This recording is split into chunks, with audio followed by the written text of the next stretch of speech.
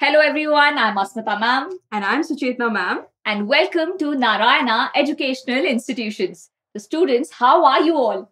And the $1,000,000 question, how was your social studies paper? Well students, let us know in the comment section कि आपका paper कैसा रहा. Was it easy, medium or difficult? So students, you might be thinking, what are we doing today? As you can see, we are going to solve the social science paper.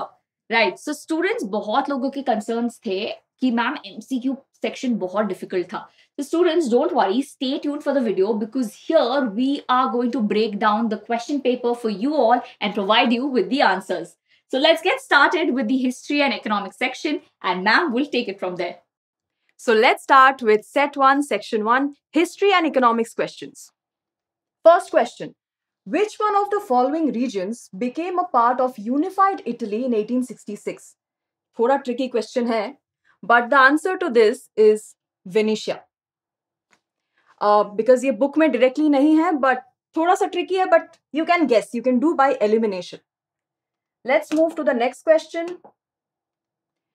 Read the following reasons of migration of people from Europe to America till the 19th century and choose the correct option. Now यहाँ पे हमें क्या देखना है? Reasons देखते हैं चलिए. Poverty and hunger, correct. Slaves for sale is not correct. Widespread of disease is correct. Religious conflicts and persecution, correct. So यहाँ पे option हो जाएगा 1, 3 and 4. 1, 3 and 4. So option C is the correct answer. Let's move to the next question. Okay. Third question is the author of Book of Marvels is who? Now this is another tricky question I must say क्योंकि directly book में नहीं है. तो यहाँ पे भी आपने पढ़ा होगा मार्को पोलो के बारे में, कोलंबस के बारे में, वास्को डा गामा के बारे में, लेकिन Alfred Crosby we did not come across. लेकिन अगर आप थोड़ा सा पिक्चर्स देखोगे, एक चैप्टर में इस बुक का पिक्चर है, तो actually the correct answer is Marco Polo. थोड़ा सा ट्रिकी है आई नो, बट क्या कर सकते हैं. Let's move to the next question. Assume you are doing research on 15th century print culture. Which of the following would be the significant advantage of your research? ये थोड़ा सा समझने वाला question है. Easier access to rare manuscripts won't be necessary. ठीक है. 15th century मतलब 1400s, उस टाइम पे बाइबल प्रिंट हुआ था. ठीक है. Reduced need for libraries is also not a good option. Increase in ability to copy text by hand, not a good option. So mostly this is the correct answer. Increase speed and accuracy of print should be the correct answer. But again, quite tricky. Next question. Okay. Study the following table related to World Human Development Index and answer the questions given below. एक तो table आना ही था. सो यहाँ पे options क्या क्या है? India, Myanmar, Nepal, Pakistan. So यहाँ पे देखो नंबर्स भी दिए हुए हैं. सो यहाँ पे नंबर सबसे कम मतलब रैंक सबसे हायर किसका है? इंडिया का है. सबसे higher rank 130. And that is why what happens, कौन सा कंट्री का हाईएस्ट रैंक है ह्यूमन डेवलपमेंट इंडेक्स में? The correct answer becomes India. Easy enough. Let's move to the next question. X lives in a town. He cultivates flowers along with animal husbandry. The work of X will fall under which sector of the economy? Now यहाँ पे क्या हो रहा है देखो, flowers, animal husbandry. ठीक है, तो आपको क्या लगता है? ये तो काफी easy question था. The answer to this is correct. Primary sector. Let's move to the next question. Okay. Now I know the picture is not very clear, but जितना मुझे समझ आ रहा है, it is a manufacturing industry. So the question is, look at the given picture and answer the question that follow.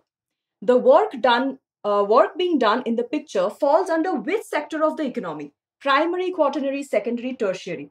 Now यहाँ पे अगर ये एक manufacturing industry है, तो यहाँ पे primary तो कभी भी नहीं होगा, right? It should be what? It should be secondary. Secondary should be the correct answer, right? Moving to the next question. The work of which of the following comes in the secondary sector of the economy? Now अभी आप ये दो option आप देख लो, beekeeper और fisherman, ये दो तो डायरेक्ट प्राइमरी हो गए, like bee and fish directly deal करने वाले. सो यहाँ पे रह गया क्या दो ऑप्शंस, मनी लेंडर और बास्केट वीवर. मनी लेंडर तो कभी भी नहीं होगा, right, it's a service. So यहाँ पे क्या हो जाएगा, basket weaver is the correct answer. Let's move to the next question. Okay, question 18 is, why does it become difficult for farmers in rural areas to take loans from government banks? Read the following reasons and choose the most appropriate option. Now, government banks से यहाँ पे दिक्कत क्या होती है? तो lack of collateral is definitely a point, right? Complicated procedure is also a point. We saw some examples in NCERT जहाँ पे बहुत सारे forms fill out करने होते हैं, बहुत सारे procedures रहते हैं. High cost of borrowing from government banks, that is not right. So, of course, this is wrong. Lack of awareness can be a reason. So, it has to be 1, 2, and 4. So, 1, 2, and 4. Like C is the correct answer. Okay, let's move to the next option. Question 19. Which of the following groups in urban India depend on informal sources to meet their credit needs? This is a very important question and ये आपके NCERT में एक diagram के जैसे दिया हुआ है. It's a pie chart. So I understand if you got a little confused, लेकिन अगर आप वो डायग्राम देखोगे then you will see poor households and households with few assets both depend on informal sources to meet their credit needs. ठीक है, तो यहाँ पे राइट आंसर क्या है? Right answer is both poor households and households with few assets is the correct answer. Okay, moving to the next question. Okay, next, two statements 1 and 2 are given below. Read the statements carefully and choose the correct option. Rapid improvement in technology has been one major factor to stimulate the globalization process, which is correct. This has made a much faster delivery of goods across distances possible at lower cost, which is also correct. So, both statements 1 and 2 are correct. Statement 2 is the correct explanation of statement 1. So, correct. That is the answer for this question. Okay, so we are done with section 1. Now we'll do the rest of the MCQs from set 2.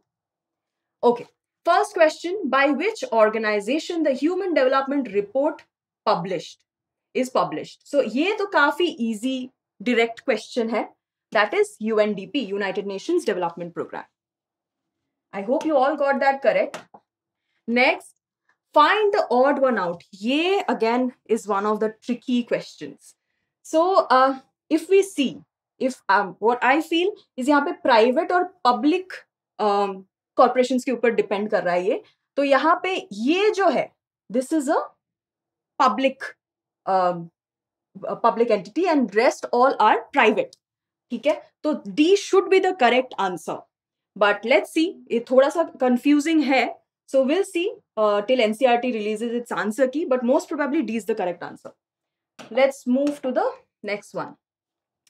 Choose the correct option to fill in the blank. The process of removing barriers on foreign trade and investment by the government is known as what? This is very easy. Removing barriers. यही तो आपका clue है सबसे बड़ा, liberalization. Right? It's a direct definition based question. Let's move to the next one.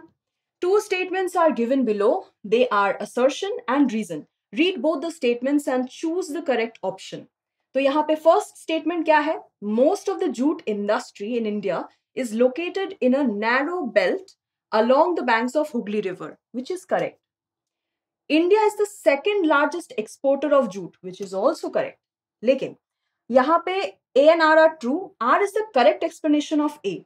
How can this be? India is the second largest exporter of jute be the reason for this, that jute industry is located in the banks of Hooghly. That is not the reason, right?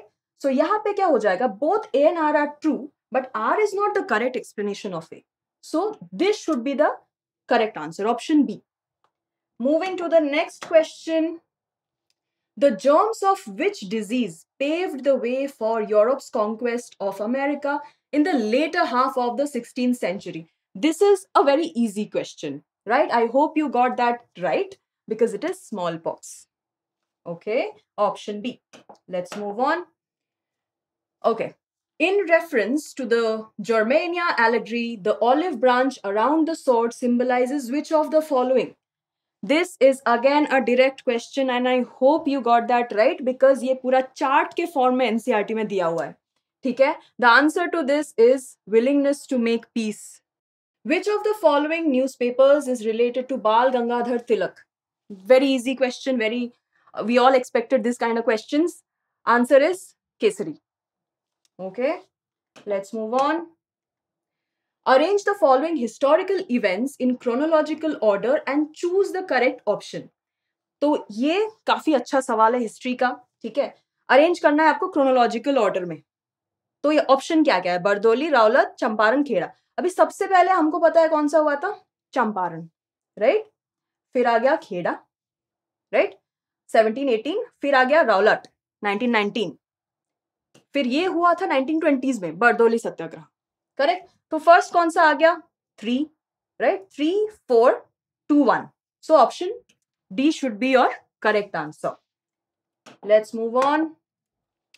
Why is it not easy to get loans from the formal sector? Read the following reasons and choose the most appropriate reason option.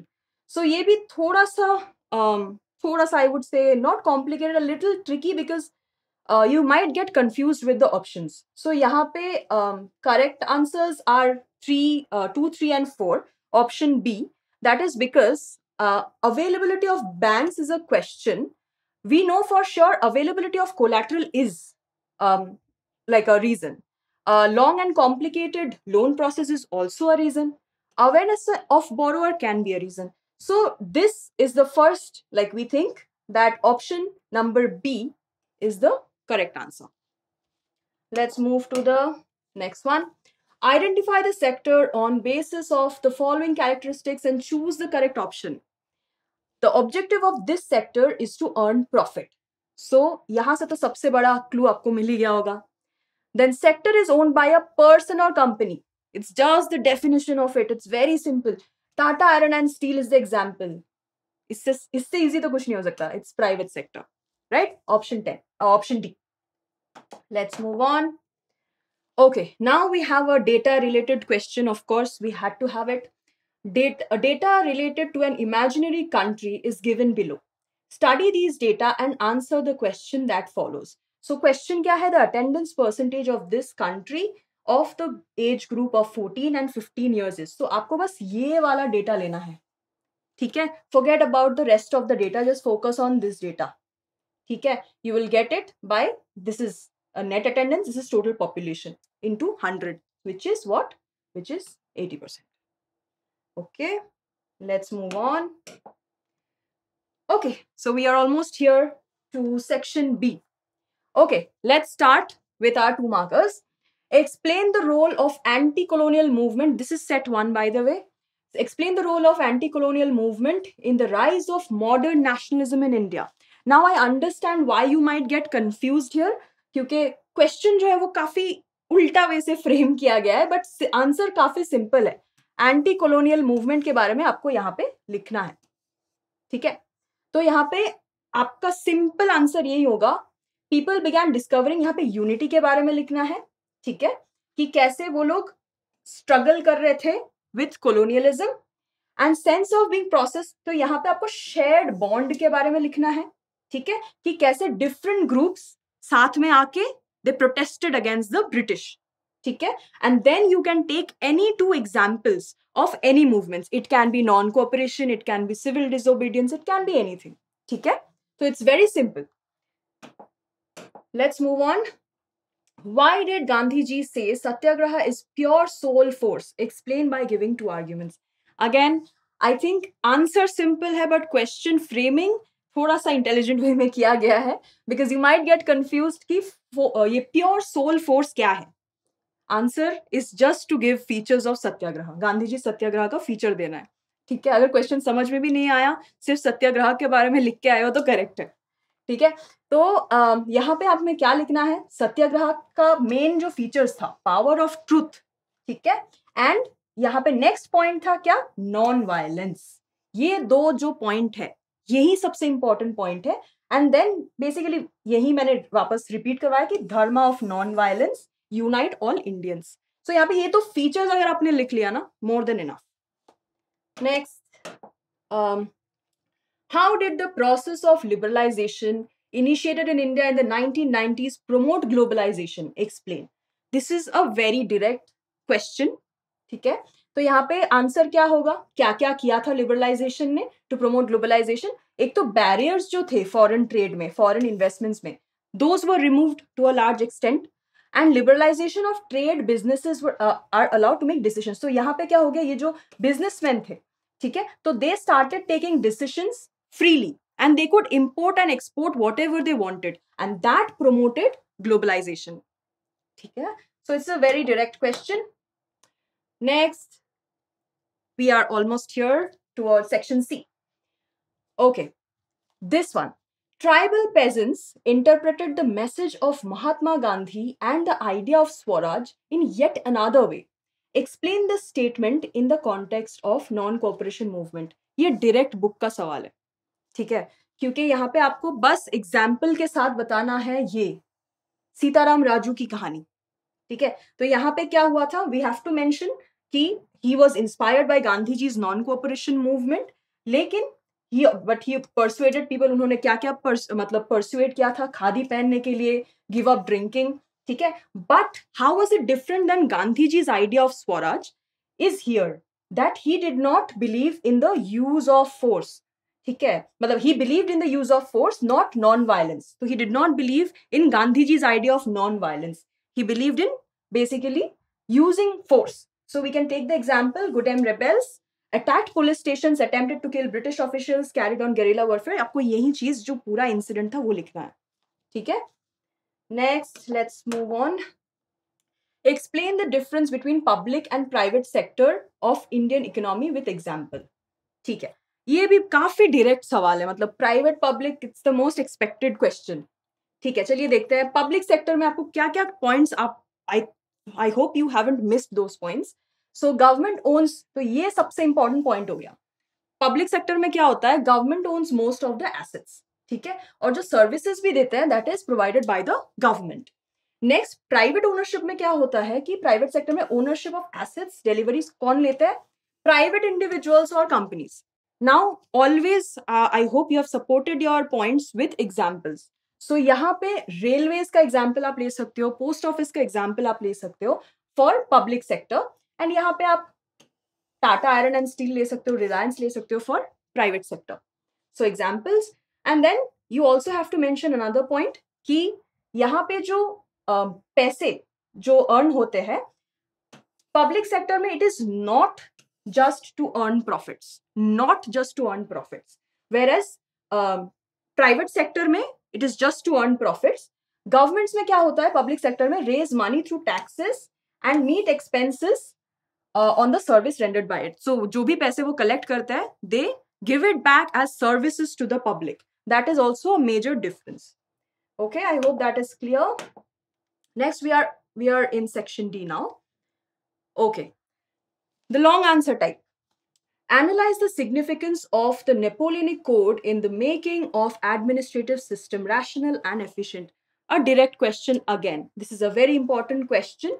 So यहाँ पे answer में हमें क्या क्या लिखना है, और I hope you have mentioned some of these points. So just go through it. तो यहाँ पे सबसे important तो आपको mention करना है कि कब हुआ था ये. ठीक है, नेपोलियन लाए थे. ठीक है, फिर rational, यहाँ से आपका आ जाता है मेन पॉइंट. फर्स्ट पॉइंट आएगा यूनिफॉर्मिटी इन लॉज. ठीक है, कि यहाँ पे जो है डिफरेंट रीजन्स ऑफ फ्रांस में अलग अलग रूल्स थे, अलग अलग लॉज थे, बहुत कंफ्यूजन होता था. ठीक है, और यहाँ पे इस कोड ने क्या किया था, एक सिंगल लीगल सिस्टम इंट्रोड्यूस किया था. ठीक है, सो मोर और less they had basically eliminated inconsistencies. Next, we should also mention abolition of feudal privileges, a very important point of this code. ठीक है, तो basically all the feudal privileges जो nobility enjoy करते थे वो सारे abolish कर दिए गए थे. ठीक है, आई जस्ट, हाँ.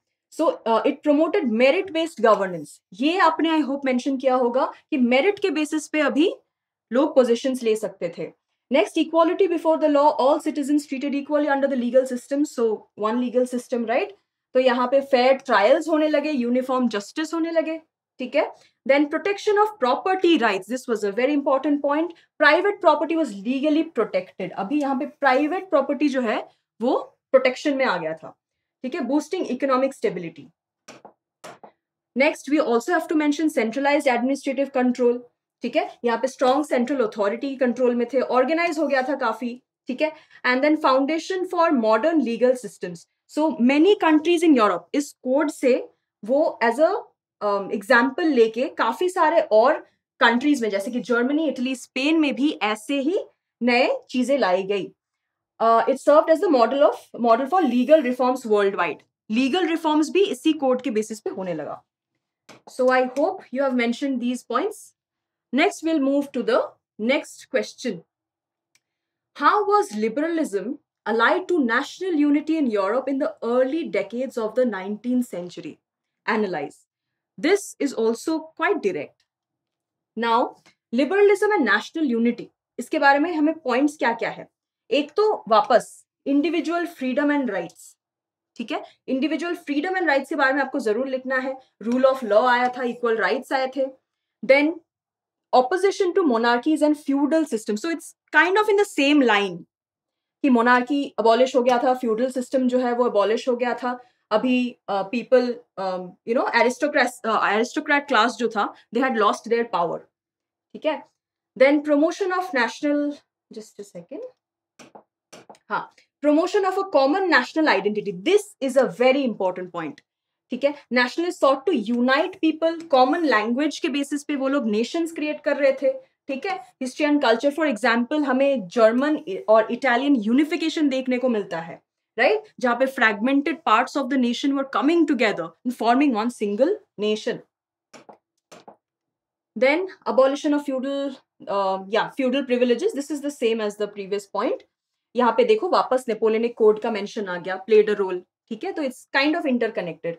Then revolutions and uprisings. This is also very important कि यहाँ पे रेवोल्यूशंस होने लगे, राइट. जुलाई रेवोल्यूशन हुआ 1830 फ्रांस में. तो यहाँ पे आप एग्जाम्पल्स और ये सारे एग्जाम्पल्स आप देके समझा सकते हो. Overthrew the monarchy and establish constitutional government. Then Germany में जो रेवोल्यूशन हुआ, इटली में रेवोल्यूशन हुआ, हंगरी में रेवोल्यूशन हुआ, वो सारे एग्जाम्पल्स के साथ आप इस आंसर को एक्सप्लेन कर सकते हो. We have one more point. Economic and industrial growth supported unification. तो अभी क्या हुआ, जैसे लिबरलिज्म आया, मार्केट्स तो फ्री हो गए, ठीक है. Markets became free and economic integration हुआ, ठीक है. तो जैसे कि जर्मनी में ज़ोल्वरीन आया, तो इकोनॉमिक एक यूनिटी हुआ जिस वजह से पॉलिटिकल यूनिटी भी हो गया, ठीक है. तो that is it about the last question. Now moving on to the next question. Manufacturing industries are considered the backbone of the economic development of a country. Justify this statement. ठीक है. So we'll look at that. ये तो again it's a very direct easy question I would say. ये थोड़े लंबे हैं लेकिन काफी easy questions हैं. तो यहाँ पे हम justify करते हैं. चलिए, मैन्युफैक्चरिंग इंडस्ट्रीज तो यहाँ पे ग्रोथ ऑफ नेशन में काफी पार्ट लेता है, ठीक है. नेक्स्ट आपको क्या क्या point I hope you have mentioned is industrial production, generating employment, increasing exports and development. यही पॉइंट्स को आपको इलेबोरेट करना है, okay. These 5 points. So let's start. तो यहाँ पे देखो हम ये बोल रहे हैं कि नेशनल इनकम एंड जीडीपी की तरफ जो कॉन्ट्रीब्यूशन है इंडस्ट्रीज का, तो यहाँ पे देखिए आपको देख सकता है कि ये ग्रॉस डोमेस्टिक प्रोडक्ट में इसका contribution. Then in India the government's Make in India. Please take examples. The more examples you use, the better the answer. Initiative aims to increase the share of manufacturing in GDP. ठीक है. Next point is very very important. That is employment generation. ठीक है. Industries create large scale employment opportunities for skilled and unskilled workers. तो employment generation के बारे में जरूर लिखना है, ठीक है. अनएम्प्लॉयमेंट रिड्यूस हो जाती है. Then next point is strengthening agriculture and other sectors. अभी इंडस्ट्री सिर्फ खुद एक सेक्टर नहीं है, it also supports the other sectors, for example agriculture. इसी से जुड़ा हुआ अगला सवाल भी है, पूरा इलेबोरेट करके आपको वो लिखना है, बट अच्छी बात है, answers are interconnected. So manufacturing industries support agriculture by producing farm equipment. So agriculture में जो फार्म इक्विपमेंट्स यूज होते हैं, that is manufactured by industries, right? Like for example tractors, then fertilizers, pesticides, everything. So the help that it provides to the other sectors. Next, encouraging innovation and technological advancement. ठीक है, तो यहाँ पे हमें लिखना है कि इसके वजह से रिसर्च होता है, इनोवेशन होता है, टेक्नोलॉजी होता है, of course industries developing, right? For example यहाँ पे आईटी का एग्जाम्पल आप ले सकते हो, ऑटोमोबाइल इंडस्ट्रीज के बारे में आप लिख सकते हो, राइट? तो transportation is basically changing globally. Next, increase in exports and foreign exchange. This is again connected to this. Let's say if you are producing, आप बना रहे हो अच्छा transport goods, ठीक है, transportation goods, then you can also export it. For example, manufactured goods like automobiles, textiles, electronics, you can exchange the products. You can export them and get valuable foreign exchange. And then a strong industrial base reduces dependence on imported goods. So basically, आप dependent नहीं रहते हो imported goods के ऊपर. You have your own goods to survive on. Let's move to the next point. Reducing regional disparities and urbanization. So यहाँ पे आप देख सकते हो, if let's say we are setting up industries in a rural area, so उस area को हम develop कर सकते हैं, right? So ये देखो, तो यहाँ पे backward areas में अगर हम industry set कर रहे हैं, there would be development and economic equality. People would get more opportunities, right?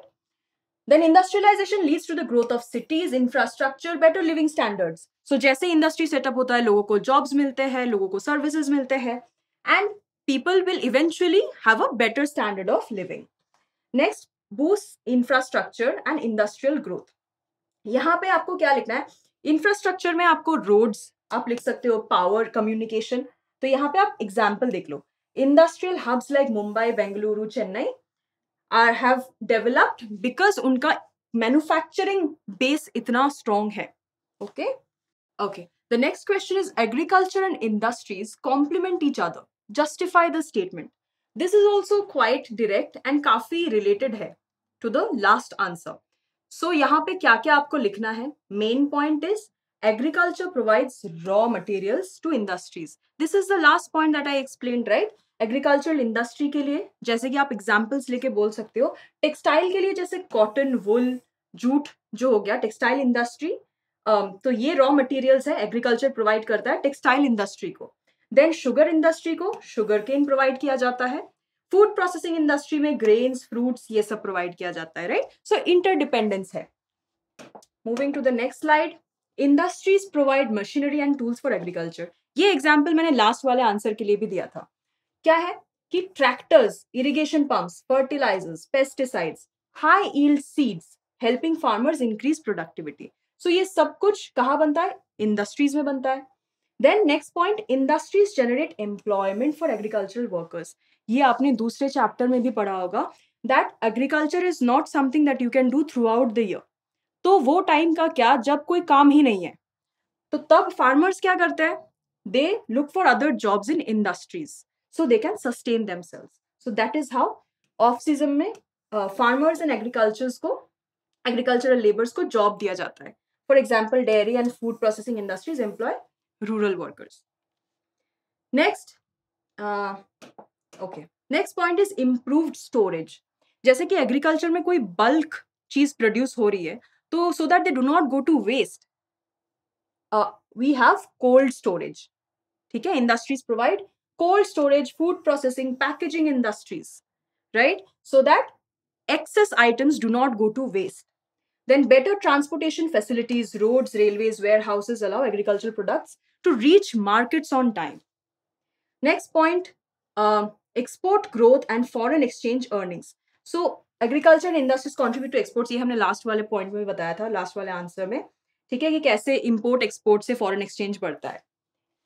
Let's move to the last point, rural development and economic growth. So यहाँ पे rural development वापस same चीज कि industrialization अगर होता है तो farmers को better income मिलेगा, better living standard मिलेगा.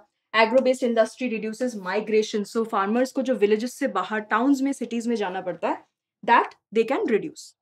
Okay, passage. तो print and censorship से है ये. चलिए देखते हैं. ठीक है, तो passage I hope आपने पढ़ लिया होगा.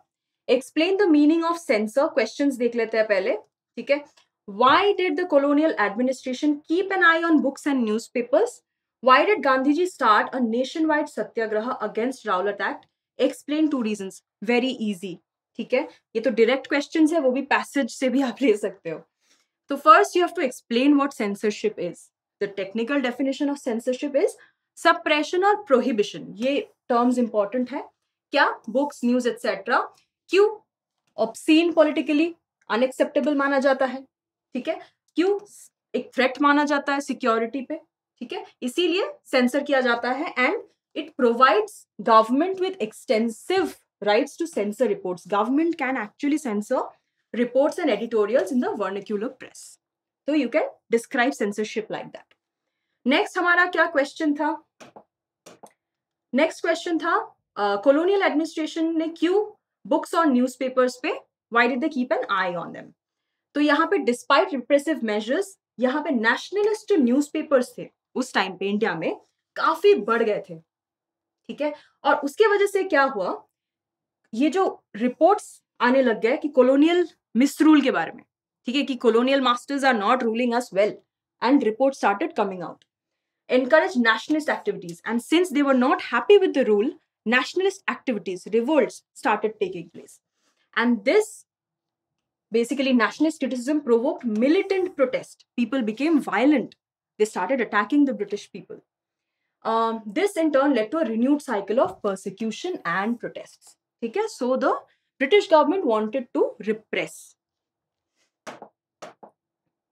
Next, third question था, why did Gandhiji start a nationwide satyagraha against the Rowlatt Act? Explain any 2 reasons. चलो, sorry, हाँ. So यहाँ पे Rowlatt Act gave the government enormous powers. तो यहाँ पे पहले तो explain करो कि Rowlatt Act था क्या.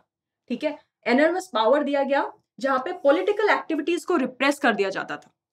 ठीक है, एंड यहाँ पे पॉलिटिकल प्रिजनर्स को डिटेंशन होता था. ठीक है, तो detain the political prisoners and without even a trial. This is a very important part of Rowlatt act. Trial भी नहीं कर सकते थे for 2 years. Now Mahatma Gandhi wanted a non violent civil disobedience against such laws. ठीक है, तो Mahatma Gandhi approach was non violent. लेकिन क्या हुआ, 2 इंसिडेंट थे. First, infamous Jallianwala Bagh incident. You have to explain also what happened there. So basically General Dyer had started firing on the crowd, the innocent crowd, killing hundreds. Okay? And when the news spread of Jallianwala Bagh, that is when protests, so the crowds took to the streets, which means they were protesting violently against the British. That is a major reason. Next, there were strikes, clashes with the police. Now you show the violent strikes. ठीक है, government buildings, there were attacks everywhere. And what happened? The satyagrahis were forced to rub their noses on the ground. So they were humiliated by the British officials. Okay, crawl on the streets. So you can give these examples. And finally, what happened? Gandhiji agreed. Thus felt the need to launch a broad-based movement, which was Rowlatt Satyagraha. Okay? We have another passage and we have a question. This is quite direct. Okay, and very easy also. So let's see what it is. Cooperative societies come under which source of credit? It's a very easy question. Formal source of credit. Mention any 2 sources of capital of cooperative societies. Any 2 sources of capital. ये तो आपको इधर से मिल जाएगा. ठीक है, ये देखो. Deposits from its members and not this one. Wait. Yeah, deposits from its members and bank. ठीक है, bank. Okay, so the answer is you can take anything from the passage. Deposits from its members, loans from the banks. ठीक है, and next, so those 2, so basically this and this is the answer for this one, this second question. Next, explain the role of cooperative societies in increasing the income of farmers. This is a direct question. ठीक है, तो यहाँ पे ये जो है providing loans. So this one, this entire paragraph you can just take and write the answer. ठीक है, तो यहाँ पे provides loans for the purchase. क्या क्या purchase कर सकते हैं? Loans for cultivation, agricultural trade, loans for construction. मतलब ये तो पूरा direct है passage से. Starting with section F, it's a map based section. Let's start. यहाँ पे क्या बोल रहा है कि 2 places A and B have been marked. So basically यहाँ पे the place where the session of Indian National Congress was held in 1920. So if it is September, like if it is Nagpur, then it is September. September है तो Calcutta है, December है तो Nagpur है. 2 options, Calcutta and Nagpur. ठीक है, so whatever is marked on the map, you can make out. So यहाँ पे the place where Gandhi ji started Dandi मार्च, ये तो सबसे simple question, साबरमती आश्रम से शुरू हुआ था, तो या काफी direct. Hello students, now let's start with the geography section, and we will be beginning with section A here, and the set that we'll be answering first is set 1, and the code for that is 32/1/1, right? Moving on to our questions. Our first question was, arrange the following categories of forests in India from the largest to the smallest in terms of area and choose the correct option. अब यहाँ पे हमारे options क्या थे? First was reserved, second was protected, and third was unclassed. अब ये तो इतना सिंपल आंसर है ना इसका स्टूडेंट्स, क्योंकि इसका आंसर एक्चुअली आपको क्वेश्चन में ही दे दिया है. This is the right order, you know, from largest to smallest. अब इसका रीजन क्या है? वी ऑल नो, अगर आपने एनसीईआरटी को अच्छे से पढ़ा है तो हमें पता है reserved area covers half or more than half of the forest area, right? Protected covers 1/3 and unclassed is nothing but the remaining of it. तो हमारा largest to smallest क्या हो जाता है? Option B, which is 1, 2 and 3. So this is the right answer. Okay, students? Now coming to our next question. Sariska Tiger Reserve is located in which one of the following states? अब ये भी एकदम आपके NCERT में था, NCERT अच्छे से पढ़ी है तो ये तो डायरेक्ट आंसर है. Let's look at the options. A Madhya Pradesh, ये नहीं होगा. सी उत्तर प्रदेश, ये भी नहीं होगा. डी महाराष्ट्र. तो इसका करेक्ट आंसर क्या बचता है? It is Rajasthan. Rajasthan is the correct answer. आगे बढ़ते हैं. So this is the match the following question. Match column 1 with column 2 and choose the correct option. अब हमें क्या दिए हैं? डैम्स दिए हैं और रिवर दिए हैं. अब स्टूडेंट्स ये वाले क्वेश्चन का ना हैक क्या होता है? Even if you no one of them correctly ना, आप इजीली इसको डिकोड कर सकते हैं. ठीक है, तो देखो मेरी ना पहली नजर किस पे जा रही है? नागार्जुन सागर डैम. अब मुझे मालूम है Nagarjun Sagar dam is on the Krishna river. तो अब हम देखते हैं कि C2 कौन से वाले ऑप्शंस में बता रहा है. अब अगर हम देखते हैं C2 is only mentioned in option C. So basically हमारा करेक्ट आंसर क्या हो गया? C. तो देखो आपको ना दूसरे ऑप्शंस में टाइम वेस्ट करने की जरूरत ही नहीं है, because if you know even one of them you can easily decode it. ठीक है, let's look at the answers anyway for the others as well. तो हीराकुड का क्या हो जाएगा स्टूडेंट्स? महानदी हो जाएगा. Your Gandhi Sagar is going to be Chambal. आपका नागार्जुन सागर तो हमने ऑलरेडी बोल दिया है, वो कृष्णा है. बचा क्या है? Metro dam, which is for Kaveri, right? तो हमारे ऑप्शन इसमें क्या होता है? Correct option is option C. अब आया है ये वाला question. Choose the correct option regarding major states involved in the Krishna Godavari issue. अब स्टूडेंट्स अगर आपको पता है कि ये रिवर्स कहाँ से फ्लो होती है, कौन से स्टेट्स में फ्लो होती है, तो ये आंसर तो आपके लिए क्रैक करना बहुत ही आसान है. ठीक है, now let's look at the options. Our option A is Karnataka, Kerala and Tamil Nadu. ये तो बिल्कुल ही नहीं है, क्योंकि हमें मालूम है कि Krishna doesn't flow in Kerala and Tamil Nadu, right? अब आ गया है हमारा ऑप्शन सी. देखते हैं. गुजरात, महाराष्ट्र एंड मध्य प्रदेश, ये भी नहीं, क्योंकि हमें मालूम है कि कृष्णा कर्नाटका में तो फ्लो होती ही होती है ना. Then comes our last option Jharkhand, Andhra Pradesh and Orissa, ये भी नहीं है. तो बचा कौन सा? Maharashtra, Karnataka and Andhra Pradesh is your correct answer here. Imagine you're traveling from Delhi to Chandigarh to attend a wedding by road in January. ठीक है, तो पीरियड क्या दे रखा है? Month is January, right? Which of the following crops will you notice prominently in the fields during this journey, right? तो हम कौन सा वाला क्रॉप यहाँ पे देखेंगे? अगर आप देखो, पैडी किसका एग्जाम्पल हुआ? खारिफ क्रॉप का. ठीक है, खारिफ का एग्जाम्पल हुआ ये.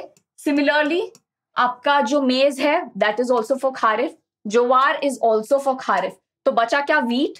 एंड क्योंकि ये जनवरी का टाइम है which is nothing but your winter season, कौन सा क्रॉप हम यहाँ पे आंसर करेंगे? That is rabi crop. Rabi crop is your answer here. And rabi का एग्जाम्पल क्या है? Wheat. So our answer becomes option number C, right? Coming to the next one, तो यहाँ पे क्या है, हमें दो स्टेटमेंट्स दिए गए हैं, they are assertion and reason. Read both the statements carefully and choose the correct option. Now quickly look at both the statements once. तो इसमें क्या बोला गया है, हमारा assertion क्या है, minerals are an indispensable part of our lives, ठीक है, which is correct. Minerals are very important for our lives. हमारा रीजन क्या दिया गया है, all living things need minerals. अब ये स्टेटमेंट भी करेक्ट है, all living things do need minerals, ठीक है. अब हमें ये तो पता चल गया कि ऑप्शन सी और डी तो नहीं होगा क्योंकि दोनों स्टेटमेंट्स करेक्ट हैं, राइट? अब ये देखना है कि क्या ये एक्चुअल में करेक्ट रीजन है इसका कि नहीं. तो if you see students, it is very well justified क्योंकि पहले assertion में लिखा है minerals are an indispensable part of our lives. Now why are they an indispensable part of our lives? Because all living things need minerals. तो अगर आप देखो तो इसने एक्चुअली में रीजन जस्टिफाई कर दिया है. तो हमारा करेक्ट आंसर क्या होगा, both A and R are true and R is the correct explanation of A. Option 1 is your right answer. Now let's look at this question. यहाँ पे है match column 1 with column 2 and choose the correct option. ठीक है, तो यहाँ अगर हम देखते हैं मिनरल्स दिए हुए हैं एंड उनके मेजर माइंस. तो अगर आप देखो आयरन ओर कहाँ मिलता है, चंद्रपुर में, ठीक है. अब जो हमारा बी ऑप्शन है वो कहाँ पे है, गया में, okay. Then your bauxite is available in Maikala और बचा coal which is nothing but your Singrauli. तो अगर आप यहाँ पे देखो कौन से ऑप्शन में ये केटर कर रहा है, that is option number A, which is A is 3, B is 1, C is 4 and D is 2. So your correct answer here is option number A. Right? Now let's start with section A of set 2. तो हमने students यहाँ पे क्या किया है ना, because हमें पता चला है कि बहुत स्टूडेंट्स ना एमसीक्यू क्वेश्चंस को लेके बहुत ही डाउटफुल थे कि मैम इसका करेक्ट आंसर क्या है. बहुत कंफ्यूजन क्रिएट हो रखा था because everyone is claiming some other answer to be correct. So what we are doing for you is we are going to solve both set 1 and set 2 when it comes to your social science exam, especially for MCQs. So we'll be sharing those answers with you, but when it comes to your other sections, उसका detailed breakdown हम सिर्फ set 1 का कर रहे हैं, ठीक है. So let's start with set 2 now.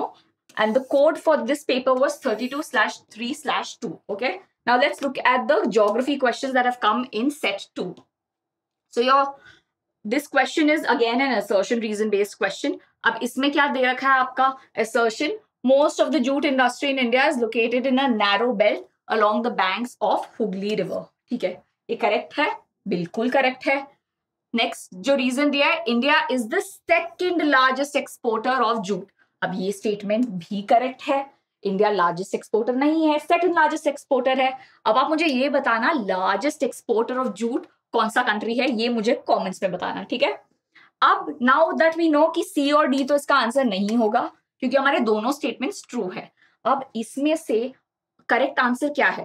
Now if you see students, ये जो रीजन दिया है ना, ये रीजन जस्टिफाई नहीं कर रहा है कि लोकेशन हुगली क्यों है. तो clearly we know that this is not the correct explanation of A. तो हमारा आंसर यहाँ पे क्या होता है, it is option B, right.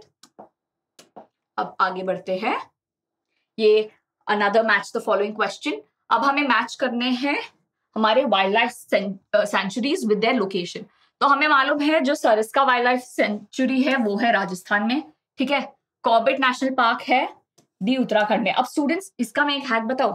अब देखो मैंने ना सबसे पहले देखा कॉर्बेट नेशनल पार्क. अब मुझे मालूम है कॉर्बेट नेशनल पार्क का जो सही आंसर है वो है उत्तराखंड. तो आपको ये देखना है कि कौन से ऑप्शंस में डी को 1 के साथ मैच किया गया है. Now if you see, D is matched with 1 only in one option which is nothing but option B. तो बाय डिफॉल्ट अगर आपको और तीनों के आंसर्स नहीं भी पता है, ठीक है, अगर आपको नहीं मालूम है उनके लोकेशंस क्या है, just by knowing that one answer you can crack the answer here. So the answer for this one is going to be option number B because we know Sariska is in Rajasthan. B is for option number 3. Manas is in Assam. Then your Periyar Tiger Reserve is in Kerala and Corbett National Park तो हमने जैसे discuss कर लिया है is in Uttarakhand. So your correct answer here is option number B. Now moving on. Now ये वाले जो questions है ना students, आप लोगों को बहुत डिफिकल्ट लगे बट एक्चुअली ये इतने ट्रिकी क्वेश्चंस थे नहीं. क्योंकि अगर आपने अच्छे से ये पैसेज को पढ़ लिया है ना, आपको समझ में आ जाएगा कि इसका आंसर क्या है, क्योंकि बहुत ईजी है, बहुत ही मतलब सिंपल अंडरस्टैंडिंग बेस्ड क्वेश्चंस है ये। तो let's look at this passage. इसमें दिया है Mrs Monica along with her family clears a piece of land and grows grain and other food crops to feed her family। ठीक है, तो हमें पहले पता चल गया है कि she is clearing a piece of land. Then when the soil's fertility decreases, she prepares another piece of land for agriculture. अब इसमें से पूछा है कि which of the following methods of agriculture are we using? Now if you look at the option students, पहला option है plantation farming, ये तो बिल्कुल ही नहीं होगा। तब आ गया इंटेंसिव सब्सिस्टेंस फार्मिंग, ये भी नहीं है। Then comes your commercial farming, ये भी नहीं है। तो बचा क्या हमारा slash and burn farming is your correct answer. ये तो बहुत ही एविडेंट था, क्योंकि अगर आपको स्लैश एंड बर्न के कुछ कैरेक्टरिस्टिक्स भी पता है, आप इजीली इसका आंसर बता सकते हैं, right? Now let's look at section B, which is our very short answers. Like I'd mentioned before, we will be discussing set 1 in detail when it comes to all the sections, right? Let's move on to our questions. So the question that was asked was, explain any two problems of the global ecology arising due to indiscriminate use of resources. अब हमें मालूम है ये very short answer है, तो आप कोई भी 2 पॉइंट स्टूडेंट्स मेंशन करोगे, आपको इसके मार्क्स मिल जाएंगे. So what are those 2 points? You can either talk about global warming, you can either talk about ozone layer depletion, you can either talk about environmental pollution और land degradation. इन चारों में से आप किसी भी 2 पॉइंट्स को अच्छे से एक्सप्लेन कर दो, तो आपको इसके 2 मार्क्स आराम से मिल जाएंगे, right? Coming to our next question. Oh, it is section C. तो ज्योग्राफी से सेक्शन बी में सिर्फ एक क्वेश्चन पूछा गया था. Now this is our section C, which is for short answer type questions. अब देखते हैं कि क्या क्वेश्चंस आए थे ज्योग्राफी से. Right, again another passage based question. You can quickly have a look at it. अब मैंने आपको क्या बताया था स्टूडेंट्स, अगर आपने मेरा पिछला वीडियो देखा होगा, इसमें मैंने आपको हैक बताया था. जो भी आपके पैसेज बेस्ड क्वेश्चंस है ना, the minutes that you're reading, just underline and highlight the key points, क्योंकि उससे क्या होता है, आपको आइडेंटिफाई हो जाता है कि ये क्वेश्चन का आंसर इन्हीं की पॉइंट्स में से कहीं ना कहीं होगा. ठीक है, so let's quickly go through this passage. तो पैसेज क्या बता रहा है? Rinja lived with a family in a small village at the outskirts of Diphu in Assam. ठीक है, ये इन्फॉर्मेशन हमें पता हो या ना हो, इससे कोई फर्क नहीं पड़ता है, that's okay. She enjoys watching her family members clearing, slashing and burning a patch of land for cultivation. Very important information. She often helps them in irrigating the fields with water running through a bamboo canal from the nearby spring. She loves the surroundings and wants to stay here as long as she can. But this little girl has no idea about the declining fertility of the soil and her family's search for a fresh patch of land in the next season. तो students, अगर आपने ये पढ़ लिया है, बहुत easily understandable है ये पैसेज. आपको पता चल जाएगा कि कौन से टाइप ऑफ फार्मिंग के बारे में यहाँ पे बात हो रही है. ठीक है, so what type of farming is Rinja's family doing here, which is nothing but your shifting cultivation. Slash and burn को और क्या बोलते हैं? Shifting cultivation. बट यही शिफ्टिंग कल्टीवेशन का स्टूडेंट्स और टर्म्स भी है that we use in north eastern part of India, right? अब वो वाली टर्म क्या है जो हम north eastern part of India में रेफर करते हैं, वो वाली टर्म आप मुझे बताएंगे इन द कमेंट सेक्शन. ठीक है, now let's look at the second part of the question. Describe any two of its characteristics, right? अब स्टूडेंट्स, बाय चांस अगर आपको इसके 2 कैरेक्टरिस्टिक्स याद नहीं भी आ रहे हैं और आपको लग रहा है कि यार इसके कैरेक्टरिस्टिक्स क्या थे, ध्यान क्यों नहीं आ रहे हैं, तो आपको चिंता करने की जरूरत ही नहीं है, क्योंकि ये पूरे पैसेज में आपका आंसर है, राइट? तो ये वाले क्वेश्चन का answer is clearly given in the passage. And where is the answer? The parts that I have highlighted. तो स्लैश एंड बर्न का क्या कैरेक्टरिस्टिक्स होता है students? We know that we first cultivate one patch of the land and after that we move to the other patch of land for cultivation.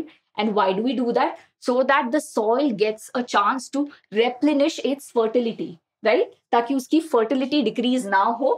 That's why we move from one patch of land to the other patch of land for cultivation. तो वो आपका answer clearly इस passage में given है. By chance अगर आपको याद नहीं आ रहा है, पैसेज को पढ़ो और कैरेक्टरिस्टिक्स लिख लो. तो चलिए, let's look at a long answer type question which has been asked from geography. तो हमारे पास ये इंटरनल चॉइस वाला क्वेश्चन है, but we'll be solving both of these for you. ठीक है, तो पहला वाला जो क्वेश्चन है that is manufacturing industries are considered the backbone of the economic development of a country, not justify the statement. ठीक है, अब इसका answer students, if you remember मेरे प्रीवियस वीडियो में मैंने आपको बताया था कि लॉन्ग आंसर टाइप क्वेश्चंस में आपको क्या करना है, आपको पहले तो एक मेंटल पिक्चर बना देनी है अपने आंसर की. और आप अपने आंसर को कैसे लिखोगे? In that 3-part formula of your introduction, main part and conclusion. चलिए अब देखते हैं ये स्ट्रक्चर में हम ये वाले आंसर को कैसे लिखेंगे. Right, so we know that manufacturing industries play a crucial role in the economic growth of a nation by boosting industrial production, generating employment, increasing exports, and promoting overall development. They contribute significantly to a country's GDP, infrastructure, and technological advancement. तो आपने बहुत clearly यहाँ पे introduce कर दिया है कि ये कैसे इकोनॉमिक डेवलपमेंट को बूस्ट करता है. ठीक है, अब जो पॉइंट्स हैं यहाँ पे आप, क्योंकि आपको मालूम है ये 5 मार्क का क्वेश्चन है, तो मिनिमम आपको 5 पॉइंट तो लिखने होंगे. Now I have listed out the points. अब पॉइंट्स क्या हैं इसके? Contribution to national income and GDP is one. Then employment generation, you can talk about how manufacturing industries are leading to a lot of employment generation, not just in urban areas but also in rural areas, right? Then strengthening agriculture and other sectors. How are they strengthening agriculture? By providing all the machinery that is needed to enhance our agricultural productivity, right? Then encouraging innovation and technological advancements. Then your increase in exports and foreign exchange earnings, reducing regional disparities and urbanization. Then comes your next point, boosts infrastructure and industrial growth. The development of industries improves infrastructure like roads, power and communication. Basically आप यहाँ पे example दे रहे हो कि how is it boosting our infrastructure and industrial growth. Last में आपका ये conclusion है which says this way the economic strength of a country is measured by the development of manufacturing industries. तो ये आपका हो गया है पूरा 5 मार्क का लॉन्ग आंसर टाइप क्वेश्चन का answer. Right, now let's look at the second question का आंसर जो आपके इंटरनल चॉइस में पूछा गया था. That agriculture and industries complement each other, justify the statement. अब हमें पता है कि एग्रीकल्चर और industries go hand in hand, right? You can't take agriculture and industries in isolation. Why? Because agriculture provides you with raw materials and then industries work on that and provide you with machinery and transportation. Right, now let's look at this answer. इसका answer क्या होगा? तो हमने जैसे discuss किया था, हम हमारे इंट्रोडक्शन में इंट्रोड्यूस कर देंगे ये आंसर को. Agriculture and industries are interdependent sectors, ठीक है, that support each other in economic development. तो हमने पहले ही क्लियरली बता दिया कि इनको आप सेपरेटली नहीं ले सकते, right? While agriculture provides raw materials to industries, industries supply modern tools and infrastructure to enhance agricultural productivity. जैसे मैंने बताया आपको कि क्या है, how are they interdependent? Agriculture आपको raw materials provide कर रहा है और industries आपको क्या कर रही है, मशीनरी प्रोवाइड कर रही है and tools for agriculture, right? अब आपके ये 2 पॉइंट्स तो हो गए. आपका तीसरा पॉइंट क्या होगा? Industries generate employment for agricultural workers, right? आपका 4th पॉइंट हो जाएगा improve storage and transportation. Development of industries ने क्या किया है? इंप्रूव किया है हमारे स्टोरेज और ट्रांसपोर्टेशन को, जिससे हम आराम से फूड सप्लाईज को बिना किसी नुकसान के ट्रांसपोर्ट कर सकते हैं because of cold storage facilities, right? Then our next point is rural development and economic growth. अब इसमें हम क्या एक्सप्लेन करेंगे? Industrialization in rural areas provides farmers with better income, infrastructure and living standards. The development of agro-based industries reduces migration to cities by offering jobs locally, right? अब हम इसको conclude कर देंगे by restating the fact that this way their mutual dependence, there is a lot of mutual dependence and they're not exclusive, because if they're exclusive to each other then it might not impact the overall development of the nation that much, right? Because they're dependent on each other, there is a sort of interdependence. That's why our overall progress of the economy is quite high, right? So this is your long answer type question ka answer for this particular question. With that, we have come to the end of all the questions that were asked from geography, and now we will move on to political science. So students, let's look at the questions that appear for political science. So we'll be starting with section A, set 1, and the code is 32/1/1. So the first question that was asked was, Belgium solved its problem of majoritarianism by strengthening which of the following types of government? Now you have the options A as unitary, B as presidential, C as federal, and D as parliamentary. Now students, here आप में से बहुत लोग ना option A और option C में confuse हुए. इसका answer is students option C which is federalism, because वो बोल रहे हैं कि किसको स्ट्रेंथन किया है, right? So initially Belgium did have a unitary form, but later on they moved to a federal form of government. So our answer is going to be C, which is federal, right? Coming to the next question. अब यहाँ पे दिया है choose the correctly match pair from the following. So students, अगर आप political science का paper देखे ना फेडरलिज्म चैप्टर से, तो काफी क्वेश्चंस पूछे हैं. मतलब आपका concept of federalism has to be very clear, right? Now let's look at these options. तो बोला गया है कि Canada is unitary, which is गलत. Canada actually follows a federal form of government. Bolivia को फेडरल बोला, ये करेक्ट नहीं है, ये रॉन्ग है, क्योंकि फेडरल फॉलो नहीं करते हैं वो, they follow unitary, right? Then they've stated Australia is a unitary form of government. This is again wrong because Australia also follows a federal form of government. तब बचा हमारा लास्ट ऑप्शन. तो इनमें से कौन सा करेक्टली मैच पेयर है? Spain follows federalism and this is the correct option, right? Moving to our next one. Okay. So यहाँ पे क्वेश्चन दिया गया है कि which of the following are the main components of a political party?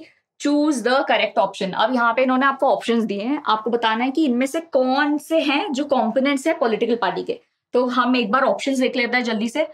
First वाला दिया है leaders, second दे रखा है एक्टिव मेंबर्स, थर्ड दे रखा है फॉलोअर्स, और फोर्थ दे रखा है प्रेशर ग्रुप्स.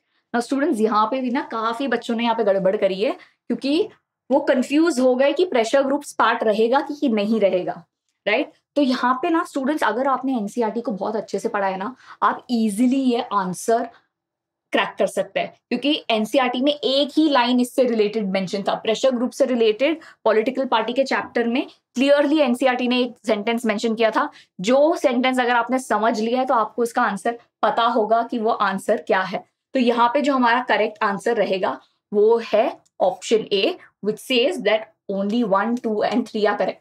प्रेशर ग्रुप्स क्यों इसका आंसर नहीं है? Because students, if you have read NCERT thoroughly, NCERT में लिखा है that pressure groups are only an extension of a political party. So they don't form the main component, they are an extension, right? So that's why आपका pressure group answer नहीं होगा. Correct? अब आगे बढ़ते हैं. अब हमने सेट 1 के तो क्वेश्चन सॉल्व कर दिया एमसीक्यू में. Now let's look eight set 2 के questions for political science, right? Code is given here. Let's look at the set 2 questions now. Okay, तो ये वापस से आपका असर्शन रीजनिंग का क्वेश्चन यहाँ पे आया है. Let's take a quick look at it. तो हमें हमारी स्टेटमेंट दी गई है कि every party in India has to register with the Election Commission, which is correct. So this is true. Coming to our reason, the government provides election symbols to all political parties in India. ये कब से होने लग गया? नहीं, this is wrong. पहली बात तो जो इलेक्शन कमीशन है वो प्रोवाइड करता है सिंबल्स, और वो भी सारे पॉलिटिकल पार्टीज को नहीं देता है. It only gives to the recognized political parties, राइट? तो इसमें क्या होगा हमारा आंसर? A is true, but R is false. Okay, let's move to the next one. अब ये है which of the following groups is in majority in Sri Lanka. अब यहाँ पे भी कई बच्चों ने ना ऑप्शन ए और ऑप्शन बी को लेके गड़बड़ करी है, but इसका correct answer is Sinhala speaker. Sinhali is majorly Sri Lanka में बोली जाती है. So our correct answer for this is going to be option number B.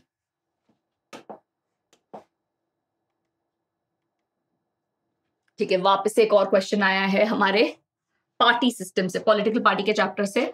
अब यहाँ पे देखते हैं, to reform the party system, ठीक है, which of the following tasks have been made compulsory for the political parties? यहाँ पे question को बहुत ध्यान से पढ़िए स्टूडेंट्स, क्योंकि यहाँ पे आपका मेन कीवर्ड इज कंपल्सरी। कौन सा है इन चारों ऑप्शन में से? Choose the most appropriate option, ठीक है। अब हम जल्दी से ऑप्शंस देखते हैं। तो हमारा फर्स्ट ऑप्शन क्या हुआ है? It is now compulsory for all the political parties to file income tax returns. This is actually correct, ये मैंडेटरी हो गया है। Then comes, it is now compulsory for all parties to have 1/3 women candidates. ये students incorrect है, क्योंकि ये अभी तक रेकमेंड किया गया है बट बिल इंप्लीमेंट नहीं हुआ है, तो ये अभी तक मैंडेटरी नहीं है for all the political parties, right?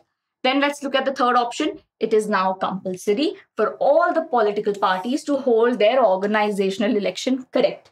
ये सारे political parties को करना है.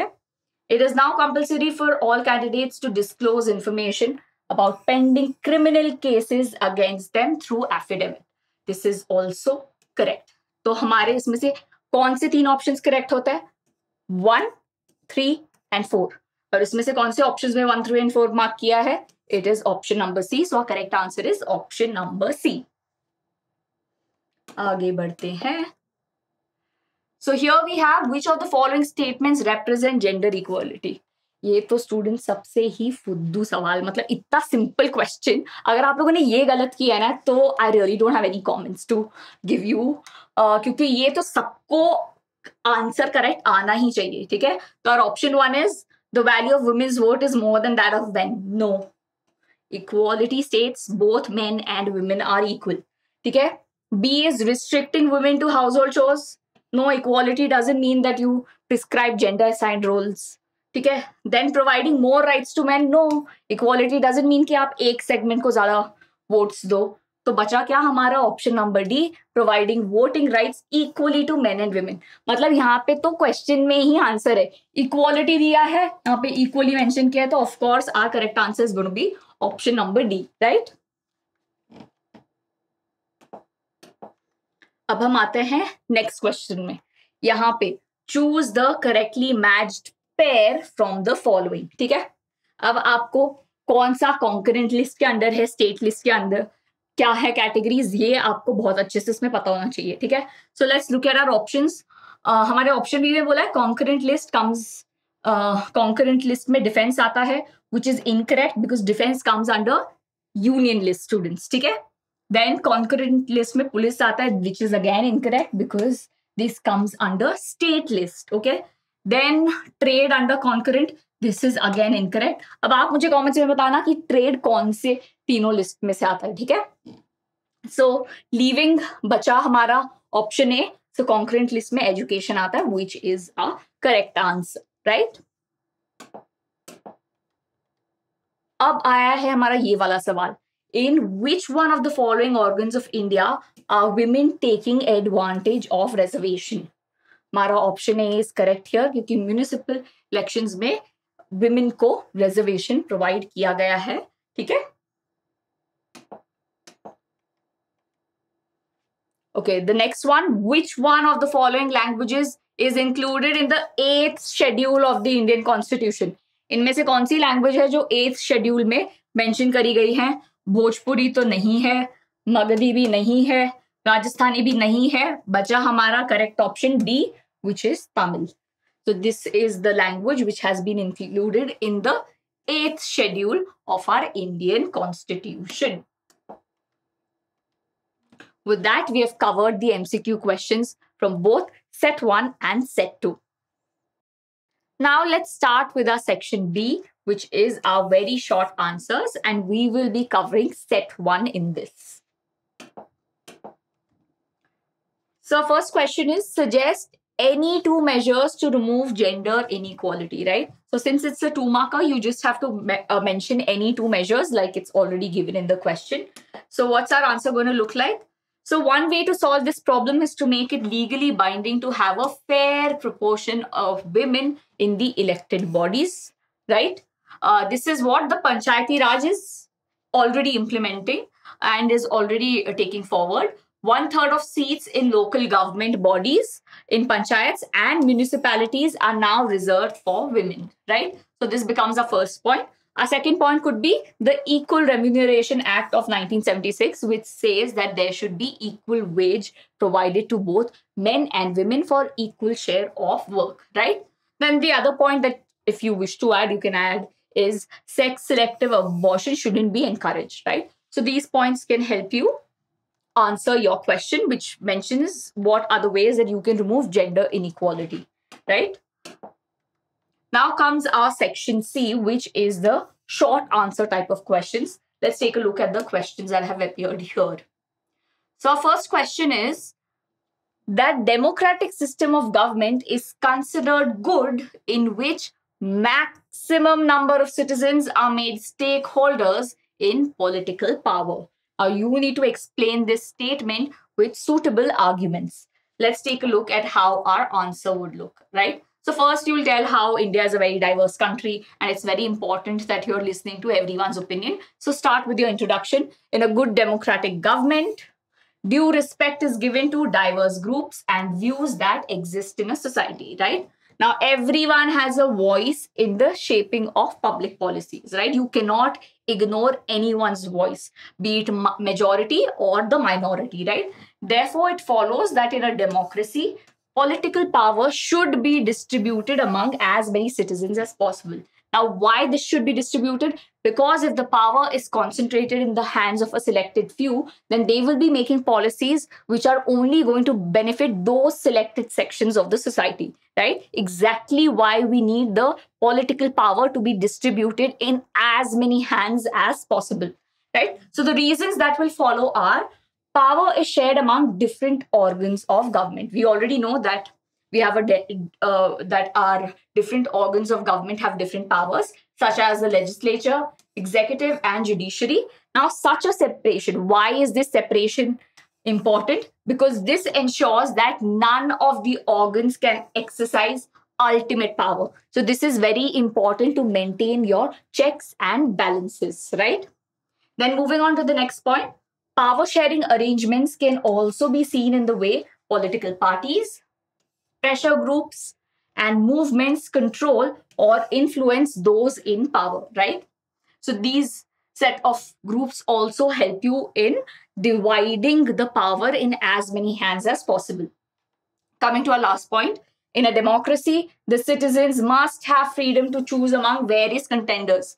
So if you see, we believe in a multi-party system, right? We get a lot of options to pick which political party is aptly representing our ideas, our viewpoints, and our ideology, right? So exactly why we need lot of choices to pick. So citizens must have freedom to choose among various contenders, right? So this takes the form of competition among different parties. Now, such competition is important because it ensures that power does not remain in one hand, right? So the power is not restricted to only one hand. So in the long run, power is shared among different political parties that represent different ideologies and social groups. So this is what your answer should look like, you know. Let's move on to the next question. So here you have an internal choice. Let's solve the first question first. Explain the importance of political parties in democracy. Let's take a look at the answer. So first you'll go about describing what political party is. So define it. It is a group of people who come together to contest elections and hold power in the government. Okay. Now, why are they important? Because they play a very decisive role in making laws for a country, right? Apart from that, they also form and run governments, which is very important. Then the parties that lose in the elections also play an important role. They play the role of an opposition, right? So why is that important? Because by voicing different views and criticizing government for its failures or wrong policies, they can help maintain the balance and they can check on the government, right? So exactly why an opposition role is also very important. Then parties shape public opinion, right? They raise and highlight issues. So this is another important power of political parties. And then finally, the rise of political parties is directly linked to the emergence of representative democracies. Political parties fulfill these needs that every representative government has. So, through all these points, we can say that parties are a necessary condition for a democracy. So, out of these, any 3 points that you mentioned, you are sorted with your answer. Now, let's look at the answer for the second internal choice, right? The question here is, why did India adopt the multi-party system? Explained with suitable arguments. Now, this is how your answer for this is going to look like. You have your points right here. So you should first mention that any democratic system must allow at least two parties to compete in elections and provide a fair chance for the competing parties to come to power, right? So in a democratic setup, you can't have just one party contesting elections. You at least need two options, right? So either have two parties or more than two is like even better, right? So in India, we follow a multi-party system where the government is formed by various parties coming together in a coalition, right? So we'll mention the reasons now that India has evolved a multi-party system. That is because the social and geographical diversity in such a large country is not easily absorbed by two or even three parties. Look, we know how diverse India is. हमें पता है कि India में भिन्न भिन्न प्रकार के लोग रहते हैं, ठीक है? तो डाइवर्सिटी को एक्नॉलेज करने के लिए we need parties that cater to सभी के व्यू पॉइंट्स को, ठीक है? तो इसीलिए इंडिया में मल्टी पार्टी सिस्टम का होना काफी आवश्यक है. Now let's look at our next point. This system allows a variety of interests and opinions to enjoy political representation, making it ideal and suitable for a diverse country like India. Because we have so many different people in India with different viewpoints and ideologies, we need a party that caters to all of these. So with that, we've covered our section C. Now let's move on to section D. All right, so let's look at our long answer type question. So the first one is, explain any 5 bases for assessing the outcomes of democracy. All right, so you just have to state 5 reasons here. Let's look at the answer. So first of all, like I had mentioned in the long answer type question, structure your answer in an introduction. This is your introduction. Then comes your main part. And then comes your conclusion, right? So now let's look at the 5 points that you will be answering in this. So first is political accountability, right? Democracy ensures that leaders are accountable to the people through regular elections, transparency, and checks and balances, right? So for a leader, it is very important to be accountable of their roles and responsibilities. Next is economic growth and development. Now, a very successful democracy should promote economic progress, reduce poverty, and create job opportunities. Our third point is protection of rights and freedoms. As we know, in a democracy, it is very, very important to safeguard the rights of our citizens, right? So we can see that a fundamental outcome of democracy is safeguarding individual rights, such as freedom of speech, religion, and equality before the law. Our fourth point is going to be equality and social justice. Now, democracy also aims to reduce social and economic inequalities. How? By implementing policies for fair distribution of wealth and opportunities, so that wealth and opportunities are not restricted to only a few. Okay? Then our last point is of conflict resolution and political stability. Now we know democracies provide mechanisms for peaceful resolution of conflicts. And what are the ways that they do this? That is through dialogue, legal systems, and negotiation, right?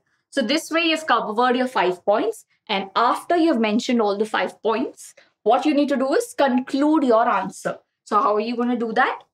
The first step towards thinking carefully about the outcomes of democracy is to recognize that democracy is just a form of government, right?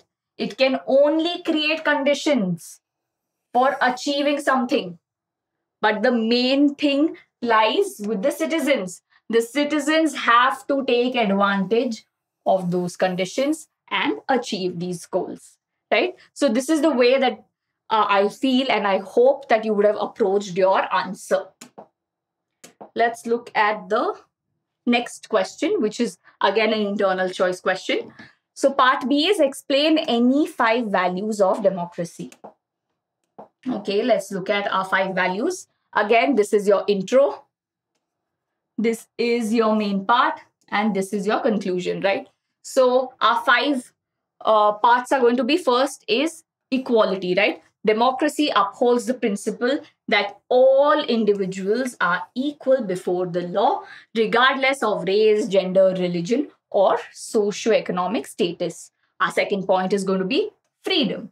Now, democracy protects fundamental freedoms such as freedom of speech, press, religion, and association. So, all the citizens have these freedoms, right? Then the next part is participation. Now, active participation of citizens in decision making is a key value of democracy, right? This includes voting in elections, engaging in public debates, joining political parties, and holding leaders accountable. So this becomes very crucial from the citizens' point of view, right? Then comes rule of law. Now, what is rule of law? It means that laws apply equally to all citizens, including leaders, right? So there are no separate laws for leaders and for citizens, but there is only one law. So basically, it states that no one, I repeat, no one is above the law.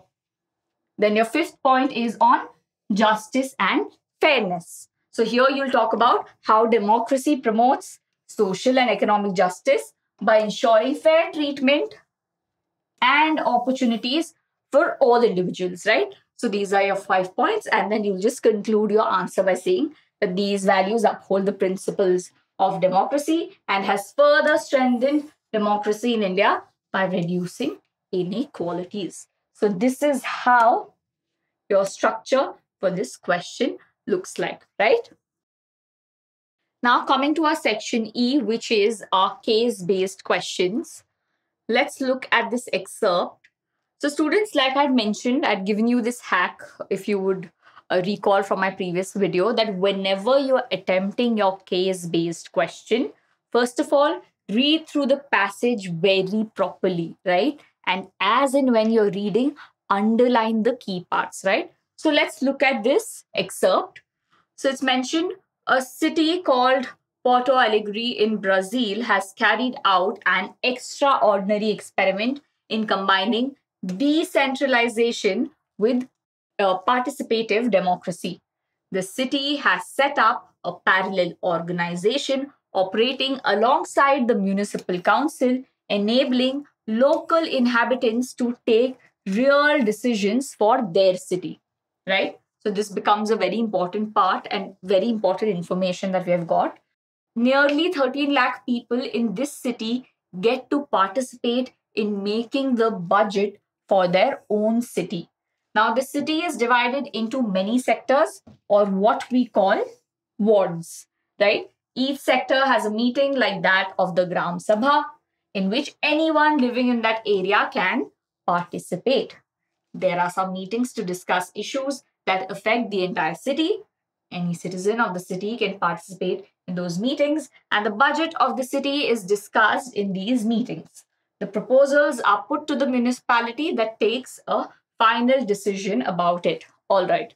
So we have read the passage, we have understood it. We have also marked the key information that we think we have received from this passage, right? Now let's look at its question.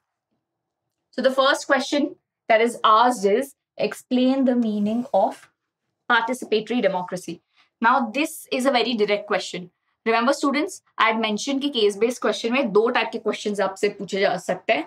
One is either factual question और one is इधर an analytical question. अब ये तो factual question पूछ लिया जो कि direct आपको आपके पैसेज से कॉपी करना है और यहाँ पेस्ट कर देना है. तो हमारे पैसेज में हमें क्या बोला गया है? Participatory democracy is nothing but where the local inhabitants are involved in the decision making process of their city, right? So that is nothing but participatory democracy, right?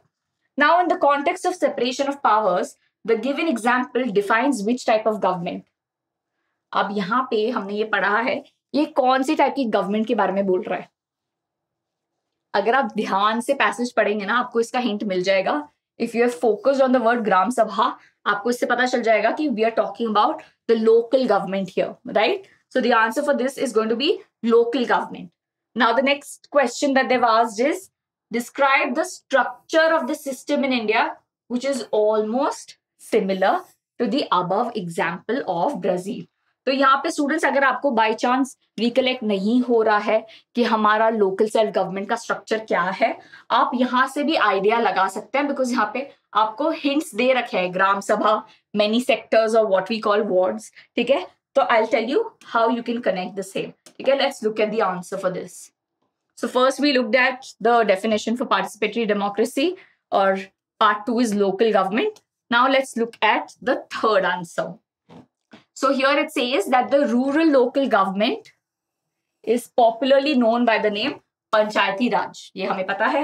Now each village or a group of villages in some states has a gram panchayat, right? ये भी हमें पता है कि हर village में ग्राम पंचायत होता है. Now what is a gram panchayat? This is a council consisting of several ward members often called panch.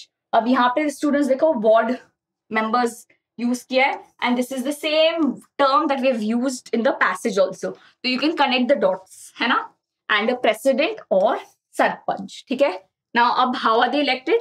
ये लोग डायरेक्टली इलेक्ट होते हैं by the adult population living in that ward और विलेज. ठीक है, now what is this? What does this body do? It is the decision making body for the entire village. ठीक है, then what you need to mention is the panchayat works under the overall supervision of the Gram Sabha.